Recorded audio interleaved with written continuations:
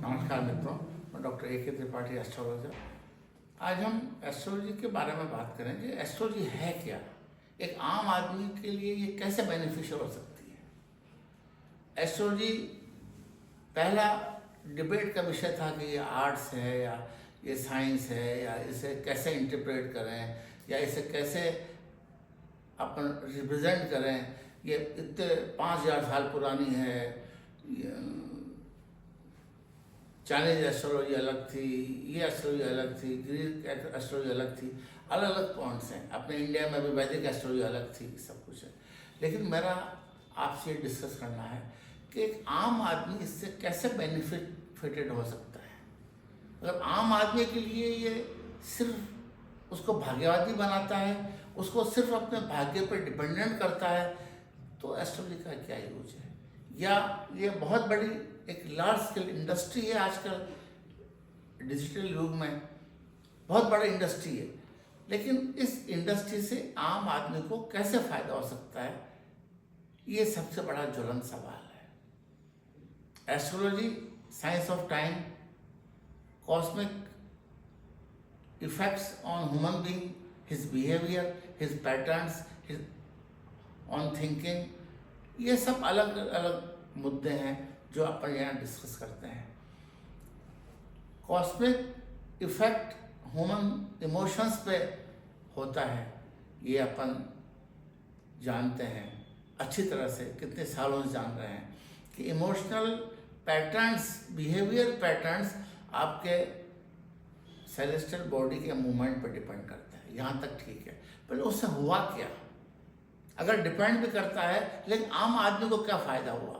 तो मित्रों, आम आदमी को इस एस्ट्रोलॉजी से बेनिफिटेड होने के लिए एस्ट्रोलॉजी को और साइकोलॉजी को अमलगमेटेड करना पड़ेगा। एक इनर ह्यूमन साइकोलॉजी को एस्ट्रोलॉजी से जोड़ना पड़ेगा। लेकिन वस्तुतः क्या हो रहा है, वस्तुतः ये बिफूलिंग साइंस हो रही है। आदमी को बेवकूफ़ बनाने की कला ज़्यादा हो रही है।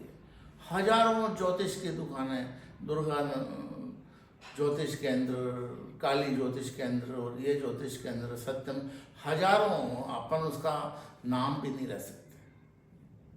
और हजारों वेबसाइट्स हैं इस ज्योतिष के फील्ड में। और ऑनलाइन जितना बिजनेस, जितना ट्रांजैक्शन यहाँ होता है। कल मेरे पे एक सवाल आया कि मुझे बताओ, मैं ये टेस्ट पास क्यों नहीं कर पा रही हूँ, मैं ड्राइविंग टेस्ट पास नहीं कर पा रही हूँ, मैं मोटा हो रहा हूँ, मैं मोटी हो रहा हूँ। मित्रों, ये जब तक आपको साइकोलॉजी से एस्ट्रोलॉजी को जोड़ेंगे नहीं, ह्यूमन साइकोलॉजी को बहुत डीप में जब तक आप स्टडी नहीं करेंगे। एक एस्ट्रोलॉजर को साइकोलॉजिस्ट होना ज़रूरी है। एस्ट्रोलॉजर को एक अच्छा मैथमेटिशियन होना ज़रूरी है। एस्ट्रोलॉजी को अच्छा बिहेवियर थेरेपिस्ट होना ज़रूरी है।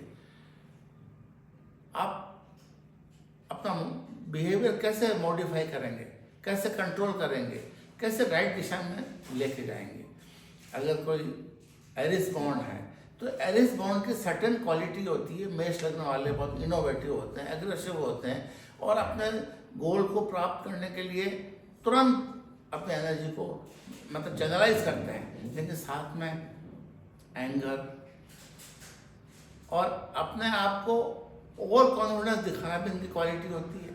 तो एस्ट्रोलॉजी और साइकोलॉजी को अमलगमेट करने के लिए आपको एस्ट्रोलॉजी की रूट पे जाना पड़ेगा। एस्ट्रोलॉजी को आपको ह्यूमन बिहेवियर से कंसर्न लिंक करना पड़ेगा। एस्ट्रोलॉजी को आपके प्रेजेंट सोशियो इकोनॉमिक सिनेरियो से लिंक करना पड़ेगा। पहले अपन कहते थे कि पुत्रवान हो, आपके 3 पुत्र हों, 4 पुत्र हों, 5 पुत्र हों, वो कंसेप्ट अलग हो गया। आपको एआई का आजकल युग, आर्टिफिशियल इंटेलिजेंस का युग है।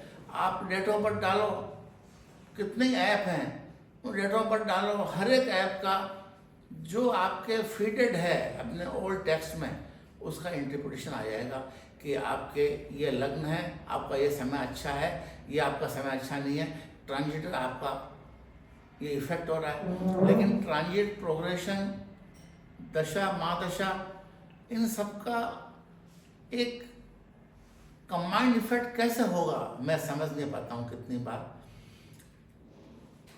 12 ग्रह हैं,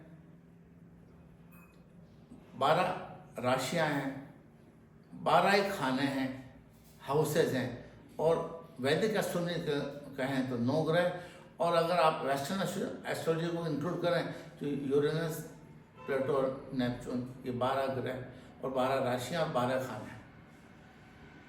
इसमें लाखों आदमी, करोड़ों आदमी का भविष्य कैसे समाएगा? ये पॉसिबल है क्या? एडवांस से एडवांस एआई टूल डेवलप कर लीजिए आप, एडवांस से एडवांस आप कितने चले जाइए, लेकिन ह्यूमन बिहेवियर को का पैटर्न कैसे जानोगे? इसके जानने के लिए सबसे पहले है आपको इन लॉजिक से ऊपर उठना पड़ेगा। आपको इंट्यूशन क्रिएट करने पड़ेंगे, और इंट्यूशन क्रिएट वही कर सकता है जिसके सोल सेक्रेड हो, पवित्र हो।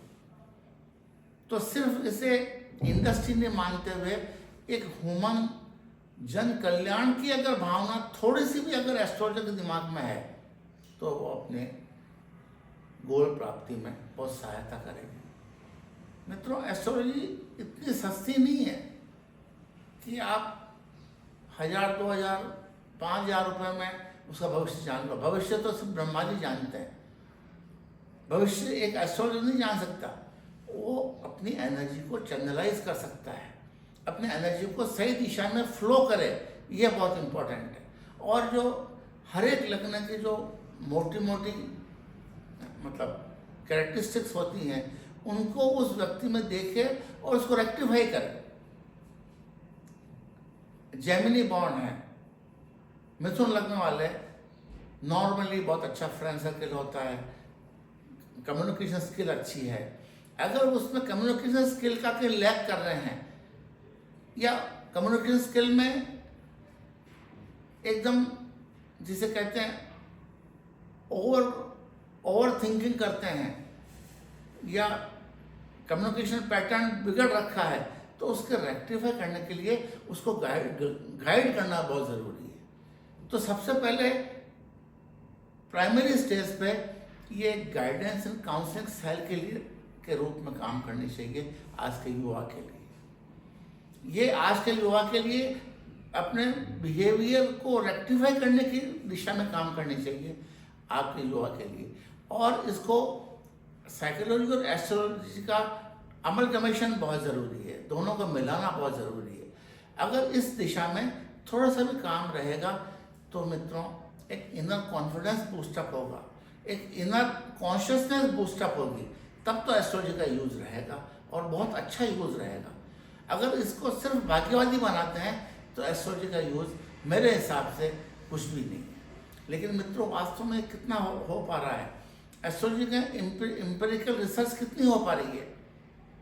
बहुत कम हो पा रही है। और इसको अपनों को सोशो इकोनॉमिक डायनेमिक्स से रिलेटेड करना पड़ेगा, तब एस्ट्रोलॉजी का यूज है। ऐसे मैं आपके सामने कई ज्वलंत सवाल रखूँगा, अपन डिस्कस करेंगे कि एस्ट्रोलॉजी को अगर वास्तव में सही दिशा की ओर अग्रसर करना है तो हम इसमें कितना हल्के फुल्के किस स्तर तक फेर बदल कर सकते हैं। तो एस्ट्रोलॉजी को मानव जाति के लिए, कल्याण के लिए एक सही दिशा में ले जाने में हम सार्थक रहेंगे। धन्यवाद।